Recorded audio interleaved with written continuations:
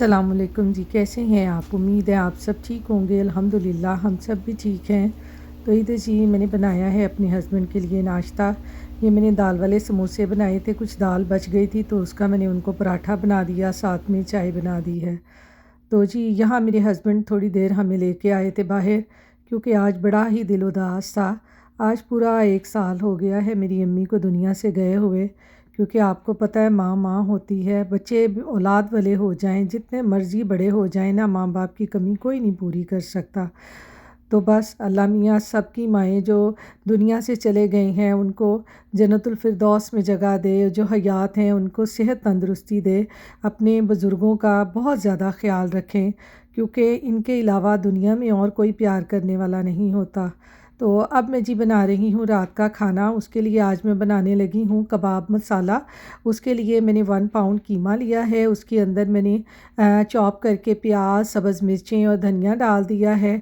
और इसके साथ ही कुछ मसाले डाल दूँगी, जिसमें मैंने डाला है 1 टीस्पून ज़ीरे का, हाफ़ टी स्पून सुरख मिर्चें, 1 teaspoon onion powder, half tea spoon अदरक लहसुन का पाउडर, आप चाहें तो इनकी पेस्ट भी डाल सकते हैं। हाफ़ टी स्पून गरम मसाले का मैंने डाल दिया है, हाफ़ टी स्पून से कम हल्दी, और फिर इसमें मैंने 1 टीस्पून डाल दिया है कुटा हुआ धनिया, और फिर मैंने इसमें 1 टीस्पून डाल दिया है कसूरी मेथी का, और फिर हाफ़ टी स्पून मैंने इसमें कुटी हुई लाल मिर्चें ऐड करके हाफ़ लेमन निचोड़ कर, और फिर इसमें मैंने थोड़ा सा ऑयल डाल दिया है। आप यहाँ पर बटर और घी भी डाल सकते हैं।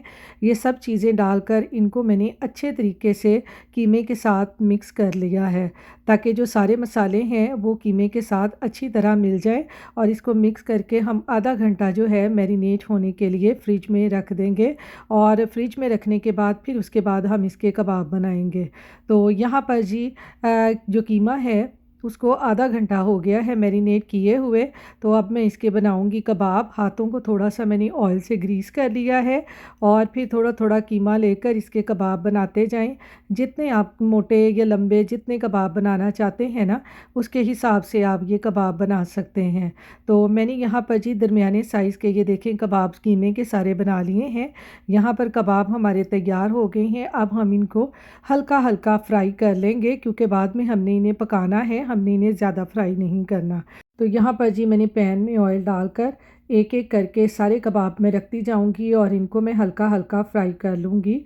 ये बहुत मज़े का कबाब मसाला बनता है। आप इसे रमज़ान में अफ्तारी के टाइम भी बनाएं, या सुबह सहरी के टाइम आप पराठे के साथ खाएं, तो ये बहुत मज़े का भुना भुना सा ये मसाला बनता है, बड़ा मज़े का लगता है। तो यहाँ पर जी इनको मैंने थोड़ी देर के लिए कवर करके रख दिया था, क्योंकि हमने इनको फ़ौरन हिलाना नहीं है, थोड़ा सा कवर करके रख दें। जब ऊपर से इनका लाइट सा कलर चेंज हो जाए, आप फिर इसको चिमटे से या स्पून से इसको हिलाएं, तो फिर आपके कबाब टूटेंगे नहीं। और फिर पैन को इस तरह से शेक कर लें, तो ये कबाब बड़े मज़े के बन जाते हैं। तो यहाँ पर हमारे कबाब तैयार हो गए हैं।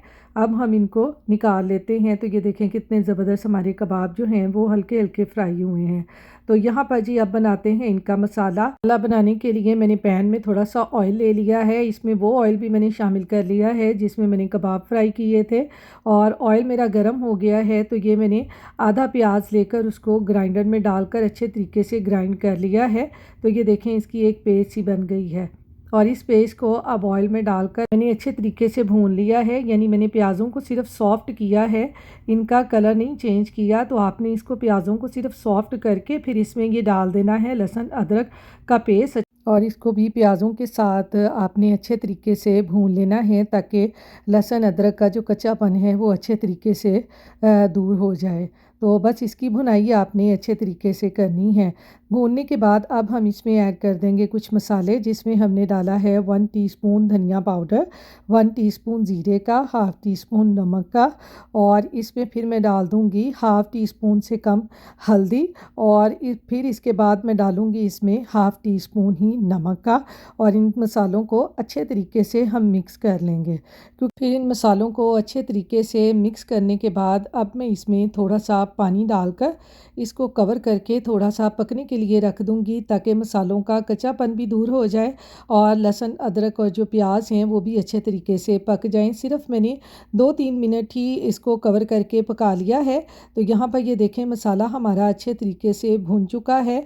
अब मैं इसमें ऐड कर दूँगी टमाटो पेस्ट, क्योंकि आज मेरे टमाटर ख़त्म हो गए थे, तो ये मेरे पास टमाटो पेस्ट पड़ी थी तो मैंने यही इसमें डाल दी है। टमाटो पेस्ट कह लें, प्यूरी कह लें, ये इसी तरह से इस तरह बाटल्स में यहाँ पर मिल जाती है। तो इसका कलर देखें कितना ज़बरदस्त सा रेड रेड सा, बड़ा ज़बरदस्त सा इसका कलर था। और टमाटर पेस्ट को भी इसमें डालकर मैंने अच्छे तरीके से भून कर इसमें हाफ़ टी स्पून मैंने क्रश मिर्चों का भी डाल दिया था। और अब मैं इसमें ऐड कर दूँगी ये तकरीबन 2 टेबल स्पून दही के, और दही को इसमें डालकर अच्छे तरीके से मिक्स करके इसको भी मैं 2-3 मिनट के लिए कवर करके पका लूँगी, ताकि अब सारे मसाले अच्छे तरीके से पक जाएं। तो यहाँ पर देखें जी हमारे कबाबों का मसाला जो है वो कितना ज़बरदस्त पक के तैयार हो चुका है। क्या इसकी लुक आई है। अब मैं इसमें ऐड कर दूँगी ये जो हमने कबाब फ्राई करके रखे थे, और इनको मसाले के साथ अच्छे तरीके से मिक्स कर लूँगी। बहुत मज़े का ये मसाला टाइप ये सालन बनता है। आप इसको रमज़ान में सहरी के वक्त खाएँ, अफ्तारी के वक्त खाएँ, बहुत मज़े का लगता है। तो कबाबों को डालकर मिक्स करने के बाद अब मैंने इसमें थोड़ा सा पानी डाल दिया है, ताकि हमारे जो कबाब हैं वो अच्छे तरीके से पक जाएँ, और इनको कवर करके मैंने यहाँ पर पका लिया है। तो ये देखें थोड़ी देर कवर करके पकाने के बाद हमारे कबाबों की क्या लुक आई है। अब मैं इसमें ऐड कर दूँगी थोड़ी सी क्रीम। तो क्रीम यहाँ पे ऑप्शनल है, आप चाहें तो इसको डालें, वरना आप इसको स्किप भी कर सकते हैं। तो यहाँ पर इसका ये क्रीम डालने से ना इसका ये जो क्रीमी क्रीमी टेक्सचर आता है वो बहुत मज़े का आता है। तो क्रीम डालकर इसको मैंने 2-3 मिनट कवर करके पका लिया है। तो ये तकरीबन हमारे जो कबाब हैं ये डन हो चुके हैं। अब मैं इसमें इसको मिक्स करके अब मैं इसमें डाल दूँगी थोड़ा सा गरम मसाला और थोड़ी सी कसूरी मेथी फ्लेवर के लिए, और इसको अब हम कवर करके पका लेंगे, ताकि गरम मसाले और कसूरी मेथी का फ्लेवर भी इसमें ऐड हो जाए।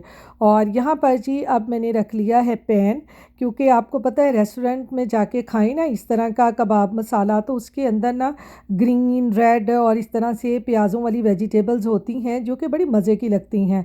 तो मैंने यहाँ पर ग्रीन और रेड बेल पेपर और प्याज़ों को स्क्वायर शेप में इस तरह से काट लिया था।